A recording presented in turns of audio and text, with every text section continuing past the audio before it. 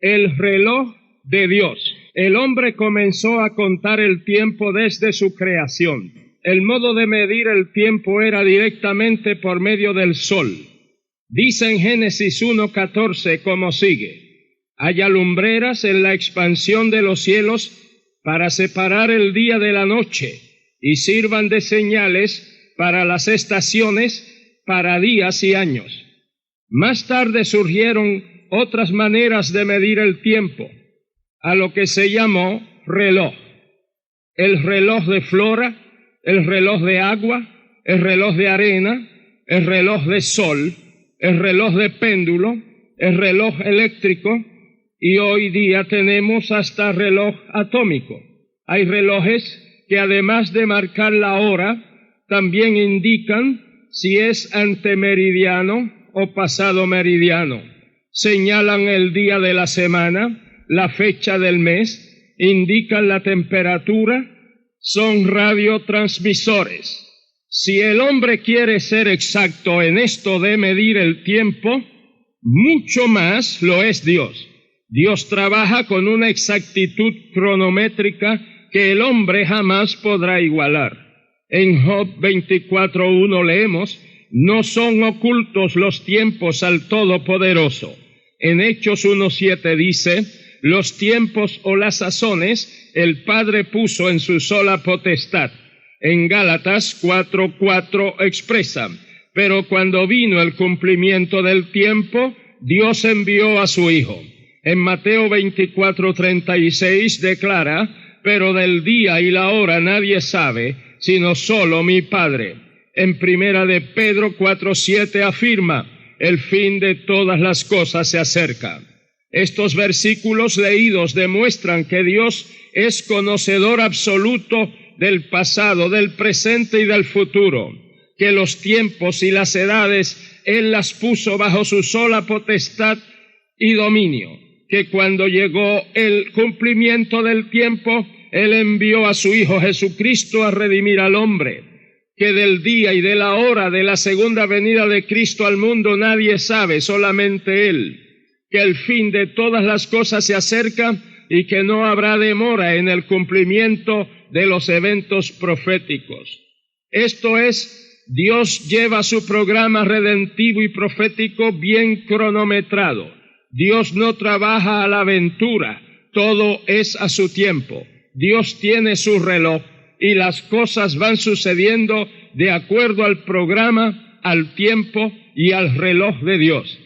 Nuestro reloj tiene 12 números del 1 al 12, que marcan las 12 horas antemeridiano y las 12 horas pasado el meridiano, esto es, las 24 horas del día. Tiene horario, minutero, secundario y otros aditamentos, como ya hemos dicho. El reloj de Dios parecería algo raro para muchos, porque tiene 7 números principales, del 1 al 7, que son 7 milenios de historia humana, 4 milenios antemeridiano. El meridiano es Cristo, y 3 milenios pasado el meridiano, después de Cristo.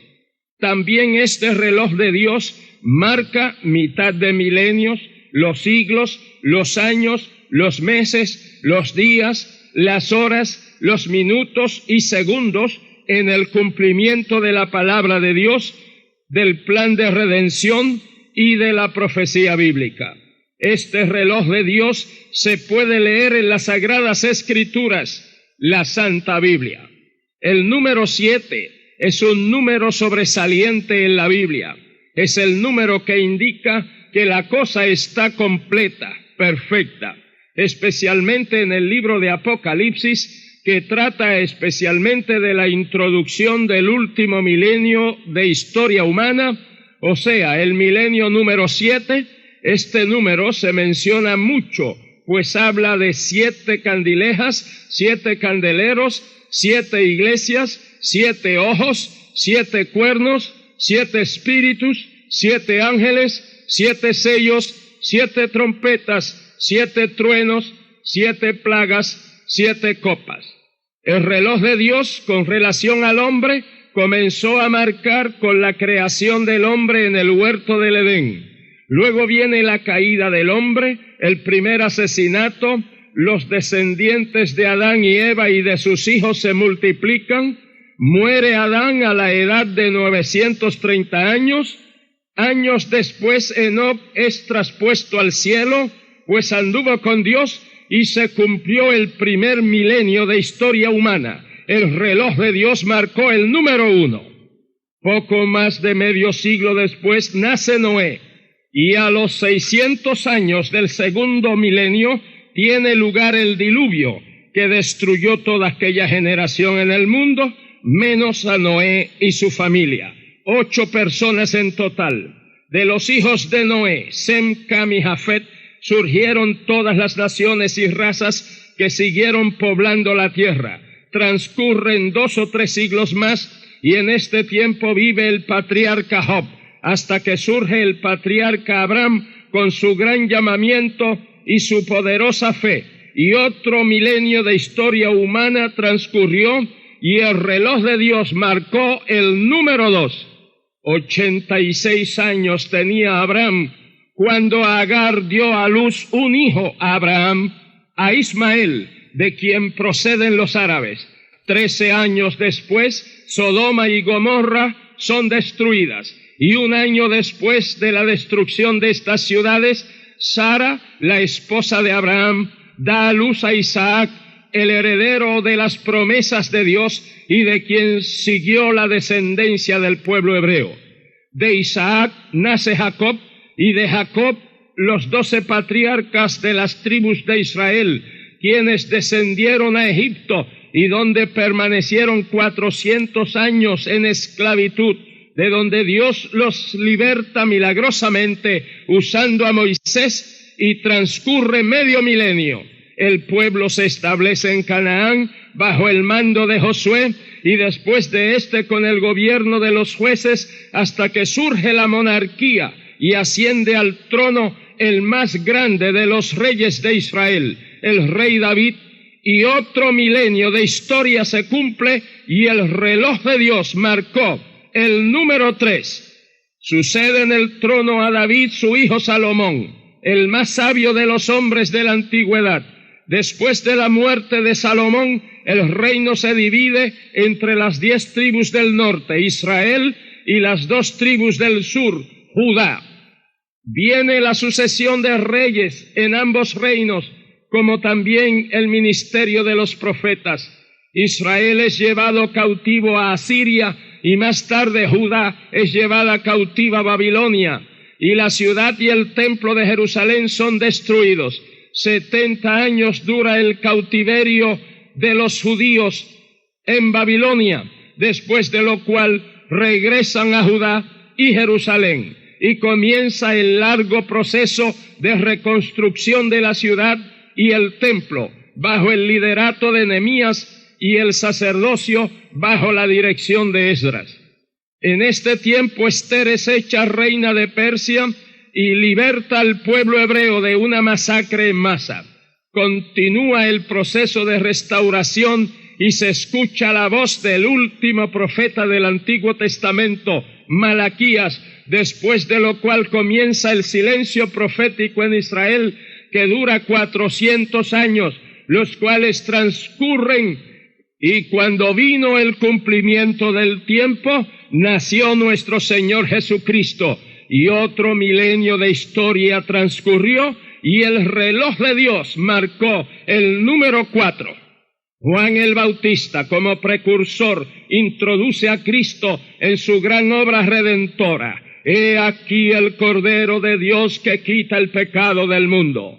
El Señor predica, enseña, sana, obra milagros, es crucificado, derrama su sangre preciosa, es sepultado, resucita, asciende al cielo y envía al Espíritu Santo. Y la iglesia cristiana evangélica tiene su inicio y fundación en el día de Pentecostés, en la ciudad de Jerusalén, con el derramamiento del Espíritu Santo. Los apóstoles emprenden la tarea de evangelizar al mundo. El apóstol Pablo realiza una labor extraordinaria. El evangelio se propaga. las epístolas son escritas. El apóstol Juan escribe el Apocalipsis. En este libro de Apocalipsis se nos ofrece como un bosquejo profético de la historia futura de la iglesia, desde el día de Pentecostés hasta la segunda venida de Cristo a este mundo. El primer mensaje es a la iglesia en Éfeso, que representa la historia del período de la iglesia apostólica, desde la fundación de la iglesia hasta el año 100. La palabra Éfeso significa deseable, y deseable era esta iglesia en su fidelidad y en su trabajo misionero, aunque al final de este período comenzó a perder su primer amor. El segundo mensaje es a la iglesia en Esmirna, que representa la historia de la iglesia post-apostólica desde el año 100 hasta el año 313. La palabra Esmirna se deriva de la palabra mirra, que significa amargura, y ya la amargura de las grandes persecuciones imperiales habían comenzado. En Esmirna era pastor u obispo el insigne Policarpo, que fue instado a maldecir el nombre de Jesucristo, a lo que respondió: 86 años le he servido y todo lo que me ha hecho es bien. ¿Cómo podría yo maldecirle, mi Señor y Salvador? Fue quemado vivo en la hoguera en el año 155. Estas persecuciones sacudían a la iglesia y separaban la cizaña del trigo. La sangre de los mártires siempre ha sido la semilla que ha hecho crecer más y más a la iglesia. El tercer mensaje es a la iglesia en Pérgamo, que representa la historia de la iglesia desde el año 313 hasta el año 590. La palabra Pérgamo significa enlace, matrimonio. Ante la apreciación del mundo, la iglesia salió de las oscuras catacumbas para ascender al brillo del trono imperial. Ante la apreciación de Dios, abandonó el esplendor del trono de la gloria de Dios para descender a las tenebrosas catacumbas y laberintos espirituales y morales del favor mundanal y político. En el período anterior, Satanás no pudo erradicar la fe en Cristo por medio del martirio, pero en este se esfuerza por lograrlo por medio del prestigio. Por causa de la protección imperial y política, los pastores u obispos cristianos en la ciudad de Roma iban ganando influencia y ejerciendo poder y autoridad más allá de Roma. León fue pastor del 430 al 461, y luego Gregorio, que fue pastor u obispo del 590 al 604, quien era muy capaz y a la vez muy sagaz, fue quien realmente desarrolló el papado en la iglesia. Y la señorita iglesia cristiana, que ya tenía varios siglos de fundada, se casó con el estado político y con el andar del tiempo dio a luz al estado religioso, el Vaticano. El cuarto mensaje es a la iglesia en Tiatira, que representa la historia de la iglesia desde el año 590 hasta el año 1517. La palabra Tiatira significa sacrificio incansable. Fue en este período que se sustituyó el sacrificio único y eficaz de nuestro Señor Jesucristo por el sacrificio incansable, continuo e ineficaz de la misa. En el mensaje a Tiatira, el Señor asume su más elevado título y autoridad, Hijo de Dios, porque su autoridad divina en la iglesia había sido suplantada por la autoridad jerárquica y eclesiástica y política. La iglesia se corrompió, la cizaña ahogó al trigo, el oscurantismo prevaleció, ya no se evangelizaba y se conquistaban las almas para Cristo con la palabra y el amor, sino que se cristianizaba y se conquistaban territorios con la espada y con el terror. De ahí las guerras de las cruzadas, y bajo esa triste condición, Otro milenio transcurrió y el reloj de Dios marcó el número 5. Esta condición nauseabunda continuó en la iglesia por medio milenio más, pero Dios en este tiempo comenzó a levantar voces que denunciaban sin vacilaciones la corrupción de la iglesia, como Juan Hus en los países eslavos, que fue quemado vivo en Constanza en 1415, como Wycliffe en Inglaterra, que murió en el 1380, y Savonarola en Florencia, Italia, que fue martirizado en el 1498, pero no murió la causa con sus mártires. El quinto mensaje es a la iglesia en Sardis, que representa la historia de la iglesia desde el año 1517 hasta el año 1750. La palabra Sardis viene de una palabra hebrea que significa remanente. En este tiempo fue que tuvo lugar la reforma de la iglesia bajo Martín Lutero y otros, un remanente que comprendieron que somos salvos por la fe en Cristo Jesús. Fue un vigoroso movimiento que arropó a casi toda Europa, pero que con el decursar del tiempo perdió vida espiritual y se convirtió en un protestantismo muerto y formal. Por esto el Señor le dijo a la iglesia en Sardis: tienes nombre que vives, pero estás muerto. El sexto mensaje es a la iglesia en Filadelfia, que representa la historia de la iglesia desde el año 1750 hasta el arrebatamiento de la iglesia al cielo, que será muy pronto. La palabra Filadelfia significa amor fraternal. A esta iglesia el Señor le dice: he puesto delante de ti una puerta abierta, la cual nadie puede cerrar. Esta es la puerta de la evangelización mundial y de la obra misionera. Por eso en este período, desde el 1750 para acá, surgen las juntas misioneras y los grandes misioneros y evangelistas llenos de amor por las almas perdidas, como Carey, Wesley, Adoniram, Taylor y una pléyade de hombres y mujeres que tanto en el siglo pasado como en el presente siglo XX han llevado y seguirán llevando el evangelio por todo el mundo hasta que Cristo levante la iglesia, que será muy pronto. Muchos tal vez piensen que falta bastante tiempo para que se cumpla otro milenio, que será el número 6. Pero, amigo mío, en primer lugar, nuestro calendario gregoriano no es exacto, y además Dios gobierna la profecía bíblica por el año bíblico o profético, que es de solamente 360 días. De acuerdo a esto, está mucho más avanzado el tiempo de lo que marca nuestro calendario. El séptimo mensaje es a la iglesia en la Odisea, que representa el período de tiempo de 7 años después que Cristo levante a la iglesia hasta la segunda venida en persona de Cristo a este mundo.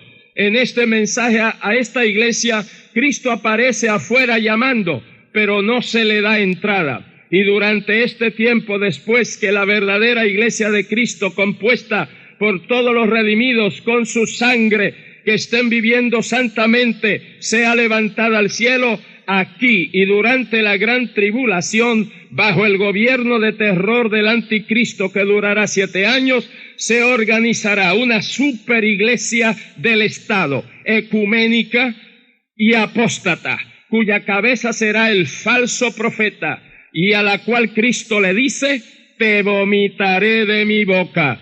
Amigos, y después de esto, el Señor Jesucristo vendrá en persona en su cuerpo resucitado en las nubes del cielo, y todo ojo le verá. Se producirá el Armagedón, donde Cristo destruye los ejércitos del anticristo, y este es lanzado junto con el falso profeta al lago de fuego y azufre, y el diablo es atado y apresado en el abismo, y el reloj de Dios habrá marcado el número 6, comenzando enseguida el último milenio de historia humana en la tierra, el número 7 bajo el gobierno de nuestro Señor Jesucristo.